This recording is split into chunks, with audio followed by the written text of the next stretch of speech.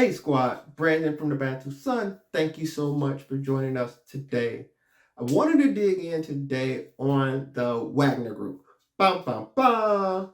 So the Wagner Group kind of jumped on the scene in 2014. I think the earliest recollection I've seen or come across was the Crimean War, when Russians officially decided to annex a Crimea away from Ukraine, as well as they stepped in on Russia's behalf during the Syria conflict with President Bashar al-Assad against insurgency within Syria. Of course, they were loyalists to that regime, which were allied with Russia.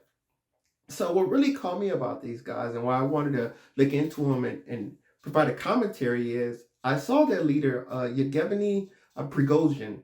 He was on a video talking real reckless to some pretty high ups in the Russian apparatus. The Minister of Defense, Sergei Shoigu, as well as the Chief of the General Staff, Valery Gershimov.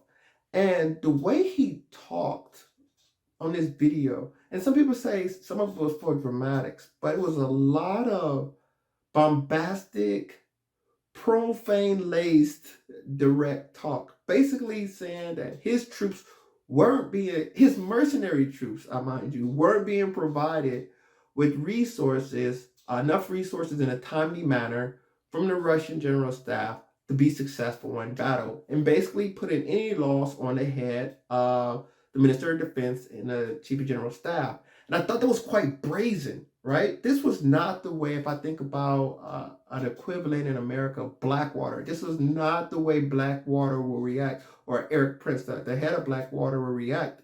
They see the toe a lot more of a PC line as a business that worked at the discretion of the American military and political apparatus. I don't get that energy from Prigozhin. It seems as though he's I would say, a peer to the Minister of Defense and Chief of General Staff. He didn't talk to him as if he were relying on their support, but as if they were a nuisance he had to deal with.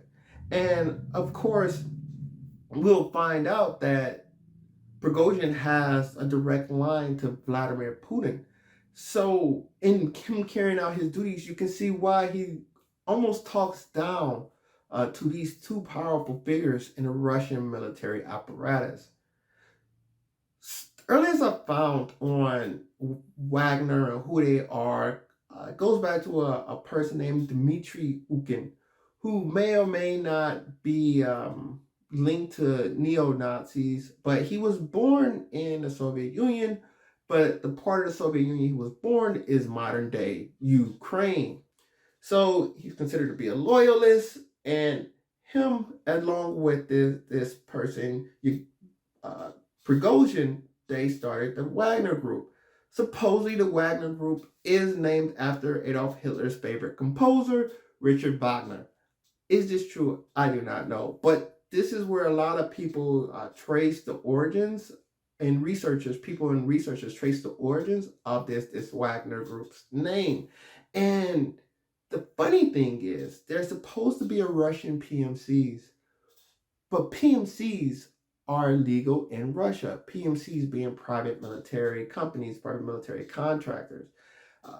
It's hard to really track them down. Some say that they're headquartered in Argentina, offices in St. Petersburg, association with Hong Kong. It's all over the place, sort of.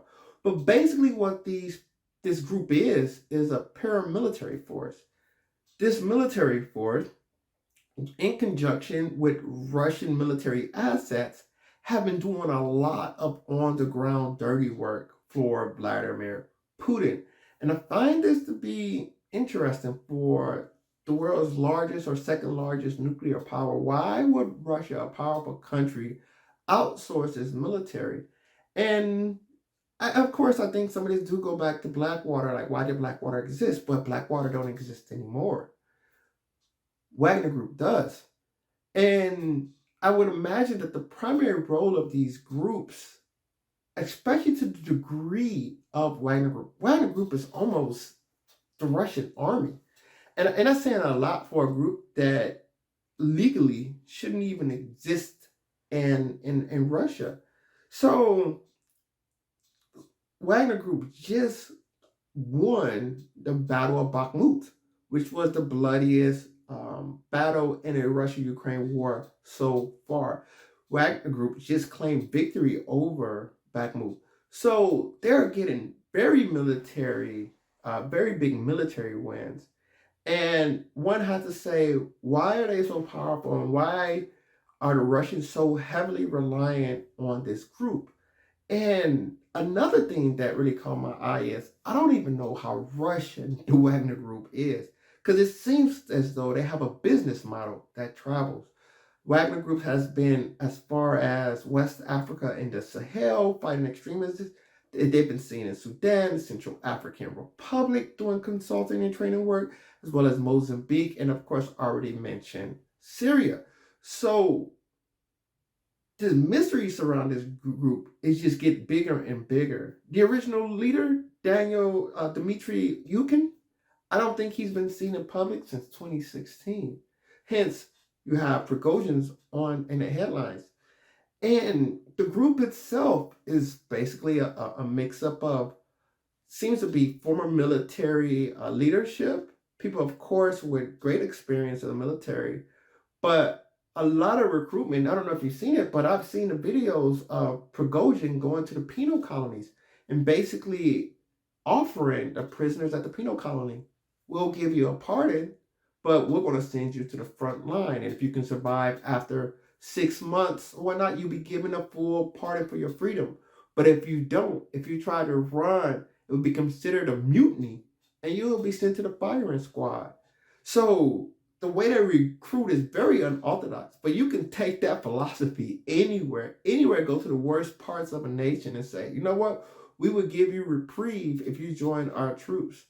And in doing so, you kind of alleviate some of that pressure on the central government because you're saying, look, we don't even want your best and brightest, your soldiers. Just give us access to your worst off. We'll get them an offer they can't refuse, and then we'll put them on the battlefield against your enemies. This is pretty much the deal the Wagner Group has offered Vladimir Putin, President Putin of Russia. So we're going to be watching the evolution of this group. How loyalist is this group? Or is it a full-on mercenary force? And we may see this group work for other governments that may not necessarily have the strongest central power or may not want their people to feel the brunt of the pain and sacrifice that comes along with war, with the body bags, with the suffering, with the food shortages, etc. And these mercenary groups that they hire to go out and fight these wars on their behalf. So it's a very interesting setup, and it's kind of out of nowhere that this has occurred. Of course, Prigozhin is considered a rags to riches story. Started off as in crime and has a criminal history, but became a very successful entrepreneur. He's one of those people that, for good or bad, really knows how to succeed. He knew how to navigate himself up the social ladder all the way to get in the ear of President Putin. So we're going to continue to watch this evolution as it occurs in Russia. Definitely excited and strange times ahead, and interesting to see this Wagner Group, where their loyalties truly lie, and if there really are Russian loyalists, or is this group just basically a evolution of a mercenary force that's here to stay? Will other countries spawn off mercenary groups similar? Will China have its version of the Wagner Group? Or Saudi Arabia has its version of a Wagner Group? As these various countries try to balance their interests in the 21st century. So that's our thoughts. We'd love to hear yours. Please comment below. As well, if you enjoy the content, like, share, subscribe accordingly. Take care. Until next time, Bantu up.